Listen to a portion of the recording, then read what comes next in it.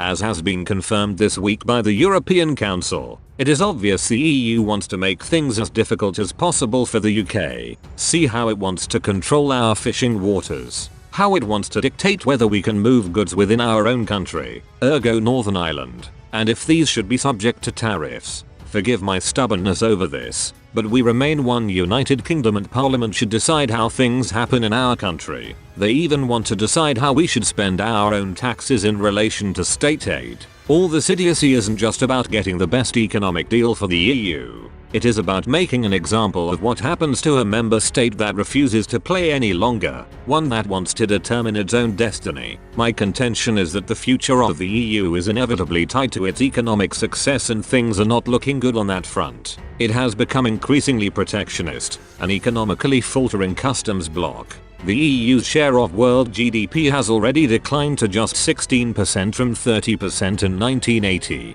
normalized for current membership, and the trend is downward. The EU is not a democratic institution. It believes in centralizations rather than freedom.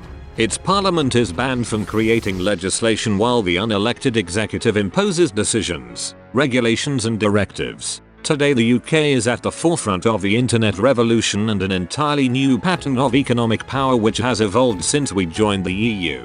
Now we are outside the EU, we can truly embrace global trade rather than rely on an outdated failing model of trade that inherently favors countries such as Germany. Our trade deficit in goods is an eye-watering £107.9 billion on May 2020. This is unsurprising really, because the current agreement very much favors goods markets rather than services markets. Guess which has been the real growth market for the UK in the last 2 decades? Yep, services. Thankfully we have positioned ourselves to take advantage of where most of the growth for the next 2 decades is likely to occur, anywhere but Europe, and where much of the wealth is going to be generated to finance the capital projects the world needs, including those in the debt-ridden EU.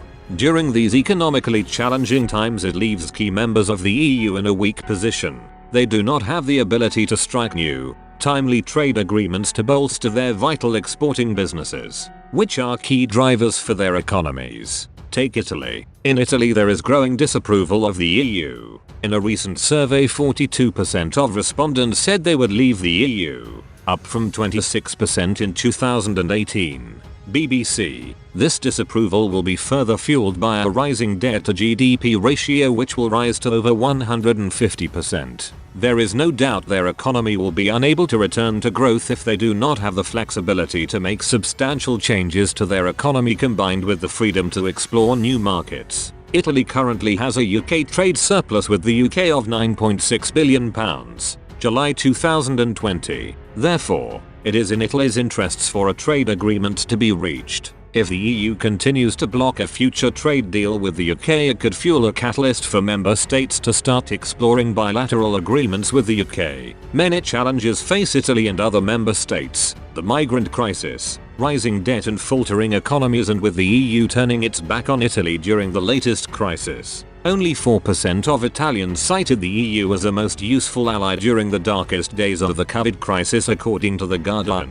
Could these lead to Italy exploring the option of economic freedom outside the EU and follow the UK's lead? No doubt the Commission would look to block such moves, although it has no democratic mandate to do so. This would shine a light on the Commission's legacy of failures to strike trade deals for its members. For economically vulnerable countries that are dependent on trade for their recovery, it will strengthen the growing Euroscepticism amongst voters. As Euroscepticism builds across Europe, nation-states such as Italy should not fear the prospect of opening to the global economy. Just as the UK has done, it should trust its comparative advantages and unleash them on the global markets rather than relying on a stagnant economic bloc, which is suffocating its very own economies, as well as holding back developing nations. Countries such as Italy should take confidence and push at least for bilateral agreements with the UK. If the EU does not negotiate a sensible deal with the UK, it would be wise for the EU to do a deal, but the Commission seldom acts to protect its more vulnerable members.